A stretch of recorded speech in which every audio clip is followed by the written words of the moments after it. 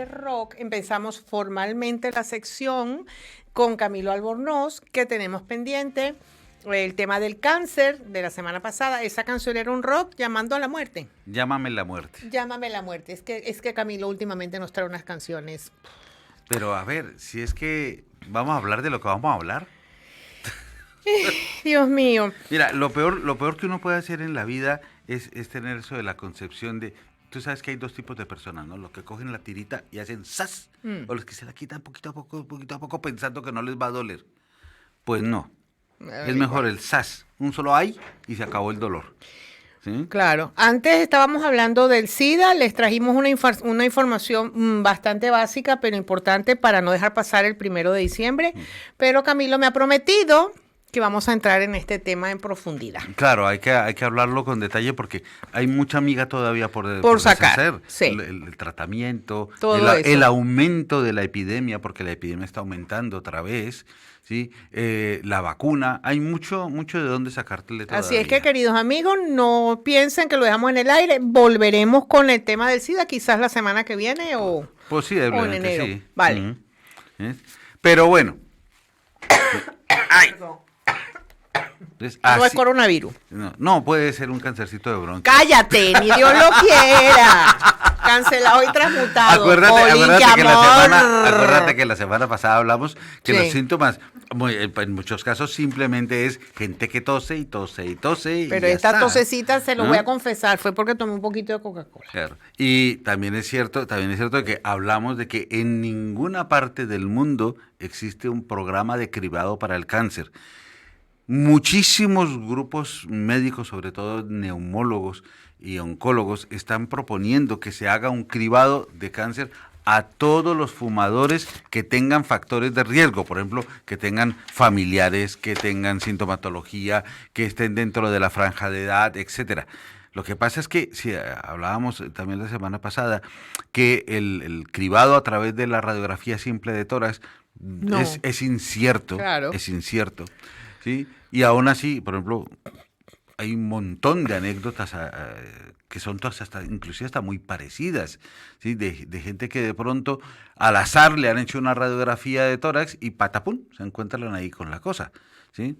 De eso recuerdo yo un profe de radiología que le compraron un equipo nuevo en el hospital, se lo pusieron, y dijeron, bueno, necesitamos un paciente para estrenarlo, y yo, pesármelo a mí porque es mi equipo nuevo. Y Chuquiti, ahí tenía. Bueno. ¿No? Y el problema era que él desde adentro preguntaba, ¿funciona o qué? Sí, buenísimo, y todo el mundo decía, funciona. La madre cuando salga. ¿No? Pero bueno, el problema casi siempre es el problema de costo, porque dicen que el medio adecuado es hacerle un TAC cada cierto tiempo a todas estas personas. Pero tú sabes que un TAC es caro. Entonces no va a haber, si siempre se pone en la balanza, cuando se hace un cribado, ¿qué nos va a salir más barato? ¿Hacer el cribado o tratar la enfermedad? Pero es que en este momento el cribado es muy caro desgraciadamente, de momento sale más barato tratar la enfermedad. Pero seamos sinceros, y eso lo dijimos la vez pasada, el 99% de las veces no estamos haciendo un diagnóstico. No. Si ya partimos del principio de que el 75% de las veces llegamos tarde. Estamos confirmando. Y lo único que estamos es confirmando una sospecha. Y de paso, haciendo el estadiaje. Es decir, si yo pongo una radiografía, veo una cosa ahí, y digo yo, pues hasta que no se demuestre lo contrario, esto es un cáncer de pulmón, ¿sí? No estoy así, ya el diagnóstico está hecho, ya está hecho. Lo único que voy a hacer es confirmarlo. Decir, sí es un cáncer de pulmón. Le voy a poner un apellido. ¿Es un cáncer de pulmón de células grandes o de células chicas? ¿Sí? ¿Es un cáncer de pulmón que está en este estadio o en este otro? ¿Sí? Es decir, el 99% de lo que hacemos ahí no es para hacer el diagnóstico, aunque te digan, no, si te vamos a hacer el diagnóstico. No, el diagnóstico ya está hecho. El diagnóstico ya está hecho. ¿Sí? Lo que simplemente estamos es confirmándolo y diciéndole qué tan jodido estás. Ay, que suena tan feo, mijito. Suena horrible. Yo no te digo que no suene horrible, pero es la realidad. Es la realidad. Si nos ponemos en pañitos de agüita caliente de que decirle, sí, pues puede, quién sabe, tal vez, no sé qué, seamos optimistas. No, Es mejor poner las cartas sobre la mesa y decirle, mira, el PAF, que es la biopsia guiada por ultrasonido y aspiración, ¿sí? Dice que tienes un cáncer de células pequeñas así. ¿Sí? La gamografía, pues nos está mostrando que ese cáncer está limitado al pulmón o ya tiene metástasis aquí, aquí o allí. ¿Sí? Que le hemos hecho un TAC con resonancia, pues entonces ya sabemos que el TAC o la resonancia nos está mostrando si los ganglios locales o regionales están afectados o no lo están. ¿Sí? Nos está también hablando de que si le hago yo una mediastinoscopia, pues la mediastinoscopia lo único que nos va a permitir es tomar una biopsia. Que le haga una broncoscopia con lavado, cepillado bronquial y aspirado, pues lo único que estoy tratando de hacer es decidir o saber qué tipo de cáncer tienes y qué extensión bronquial lleva ya. Es decir, no estoy haciendo nada que sea diferente de decir qué tan jodido estás. Es así de simple. Pero también tenemos que pensar que, aunque hay una serie, y lo hablamos, de marcadores tumorales y de marcadores genéticos que nos pueden ayudar incluso a hacer un diagnóstico relativamente preventivo, en el sentido de que si yo te hago esos marcadores y eres positivo, pues tus posibilidades de que desarrolles un cáncer son mayores. Entonces a ti tengo que hacerte un seguimiento más cercano. ¿Sí? De alguna manera, estar pendiente de hacerte pruebas con alguna regularidad para decir, mira, lo hemos pillado justo cuando está empezando. Porque el que lo ha pillado justo cuando está empezando tiene una opción de tratamiento. Ahora, también dijimos en cierta medida que el estadiaje, es decir, decidir en qué estadio estás, depende de la misma clasificación de cuando lo hablamos del cáncer de la mama. El tamaño del tumor, los nódulos linfáticos y si hay o no metástasis. Muchas veces el tamaño del tumor en el cáncer de pulmón no es tan significativo, porque hay cánceres de pulmón que son pequeñitos, que están relativamente bien delimitados, pero son tremendamente agresivos.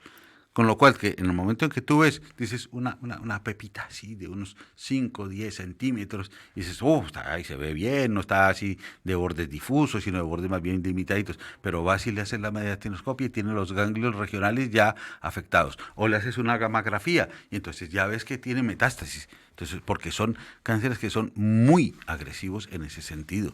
Entonces, también tenemos que pensar eso. Entonces, todas estas cosas que hemos mencionado, que la biopsia, que el TAC, que la resonancia, que la gamografía, que la broncoscopia, lo que nos va a decir es en qué punto estamos parados para saber qué podemos hacer.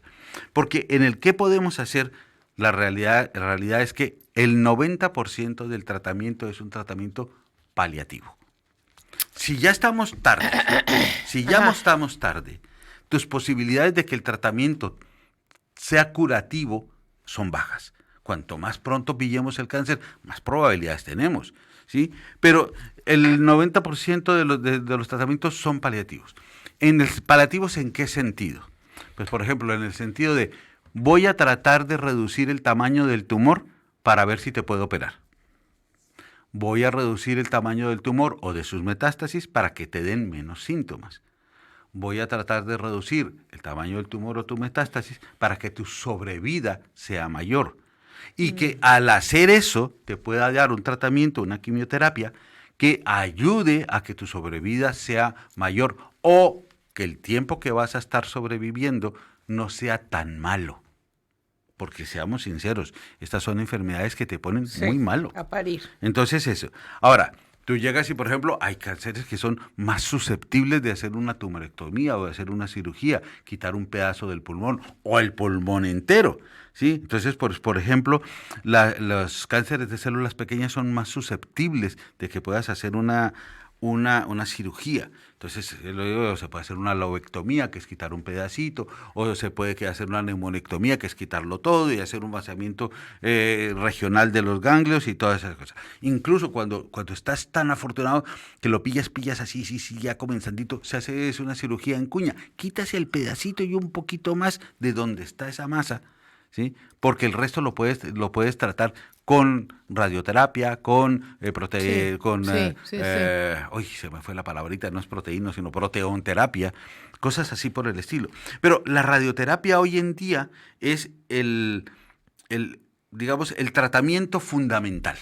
Okay. ¿Sí? El tratamiento fundamental. Porque se han desarrollado unos sistemas en el cual es que puedes lanzar el rayo de rayos X de una manera muy precisa, muy centrada, que afecte lo menos posible los órganos o las células que están sanas. Porque el principio de tanto de la quimioterapia como de la radioterapia se basan en que las células que se dividen rápidamente son más susceptibles de que sean afectados por los rayos X o otros tipos de rayos, como los rayos de gamma, ¿no? Entonces, las células de cáncer normalmente son células que se dividen rápidamente. Entonces, por eso es que la radioterapia es sensible. Lo mismo ocurre cuando estás tratando las metástasis. Pero también otras células normales del organismo son sensibles a ello. Por ejemplo, las células hemáticas. Los hematíes son muy sensibles porque son células que se dividen muy rápidamente, se proliferan muy rápidamente porque tienen que estar renovándose de manera continua. La de las uñas, la del pelo, la de la piel, pues también. Entonces, todos estos tratamientos que están dirigidos así, tanto la quimio como la radio, van a afectar también a estas células, quiérase o no. ¿Sí? Entonces, además de que cuanto más difuso sea el rayo que se está utilizando para tratar, más efectos secundarios va a producir. Entonces, pues puede producir inflamaciones crónicas del intestino. Entonces, son pacientes que por culpa de la radioterapia, pues van a quedar, por ejemplo, con una diarrea crónica, ¿sí? Y no tiene solución. O van a quedar con una bronquitis residual o alguna cosa así por el estilo. Pero tú ponte a pensar, ¿sí? ¿Qué es preferible? Eso o en 6 meses no tener que preocuparte de nada más en la vida. Eso depende de cada uno. Eso depende de cada uno.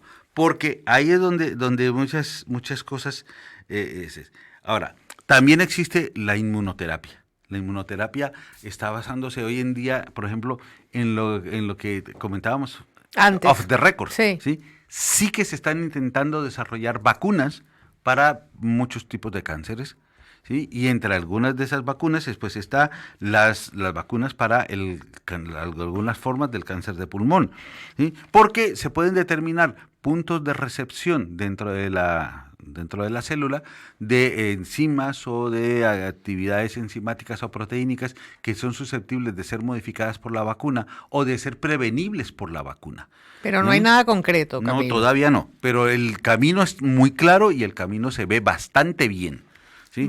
También existen pues otra serie de elementos inmunológicos como inhibidores enzimáticos que disminuyen la actividad celular de la célula cancerígena, con lo cual la posibilidad de ralentizar el tratamiento, el crecimiento, para que los métodos, por ejemplo, para que puedas operar un paciente, para que puedas ponerle una radio que funcione bien, o para que en un momento dado puedas alargar la sobrevida del paciente, es muy importante. Entonces sí que es una buena opción. Existen también otras formas que no son, podríamos definirlo como que sí son quirúrgicas, pero no lo son, que por ejemplo las terapias con rayo láser. ¿Sí? Entonces tú puedes hacer destrucciones selectivas. Por ejemplo, haz de cuenta, te salió una metástasis aquí en el cráneo. Y entonces, si yo intento hacerte una radioterapia con eso, pues las posibilidades de que te produzca una encefalitis por radiación es muy alta. Pero te puedo tratar con un rayo láser, ¿sí? Y hacer una cirugía estereoscópica con el rayo láser. La cirugía estereoscópica es una pasada, porque llegan y te hacen un mapeo en 3D de tu cabeza y te dicen, en la cuadrante 16 grados a la derecha, ahí es. Y ahí va el rayo. No toca nada más que eso. Entonces, eso también es importante. También puede haber otras formas de cirugías o de tratamientos que, por ejemplo, tienes ya los bronquios invadidos, se están cerrando, te cuesta trabajo respirar, pues se puede poner un stent para mantenerlo abierto y que puedas seguir respirando, ¿sí? También se puede utilizar, y eso ya se está haciendo en algunas formas de cáncer, que es coger y inyectar el medicamento exclusivamente en el cáncer. ¿Sí? Eso lo llaman terapias dirigidas. Entonces tú puedes utilizar medicamentos anticancerosos que se utilizan solo para eso, o medicamentos inmunológicos que se utilizan solamente para tratar esa parte. Incluso se han utilizado una cosa que llaman embolizaciones selectivas. Es decir, mandas un algo, ¿sí?, que tape la arteria que está nutriendo o las arterias que están nutriendo a ese cáncer para que el cáncer se muera y se destruya. Y después vengan los sistemas de reparación autoinmunes para limpiar todos esos residuos. Sí, qué maravilla. ¿Sí? Hay formas de láser que se llaman los láseres de luz fotodinámica, ¿sí?, que hacen un efecto similar.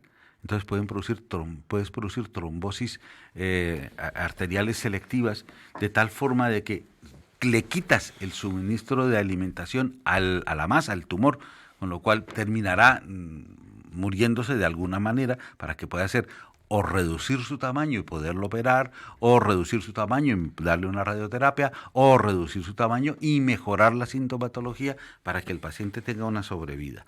De ahí para adelante hay variaciones. ¿Que puedes utilizar frío para quemar el tumor? Puedes utilizar frío para quemar.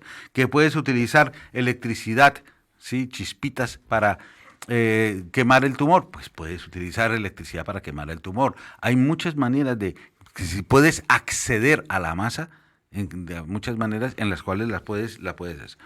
Pero la sobrevivencia, ¿sí?, es un concepto que es distinto según la persona. Sí. ¿Sí? Ahora, para algunos es sobrevivir al cáncer, yo tengo mi cáncer, sé que me voy a morir de mi cáncer en un X tiempo, ¿sí?, pero no tengo síntomas. Lo llevo bien. Eso es sobrevivir. Lo llevo bien. Eso es una forma de sobrevivir. Hay otros que han recibido su tratamiento, han mejorado, se les ha controlado la enfermedad y han pasado esos 2 años iniciales que son dramáticos, o han llegado a superar la barrera limítrofe de los 5 años y siguen vivos, ¿sí? Tienen su cáncer, porque de pronto pueden estar recibiendo un tratamiento crónico, ¿sí?, para mantenerlo controladito. Sí. Controladito, ¿no? Entonces, son personas que tienen que aprender a vivir con su enfermedad, aprender a saber que tienen una serie de limitaciones. Su familia también tiene que aprender a convivir con el cáncer de este paciente. Entonces, eso es una cosa que también es importante.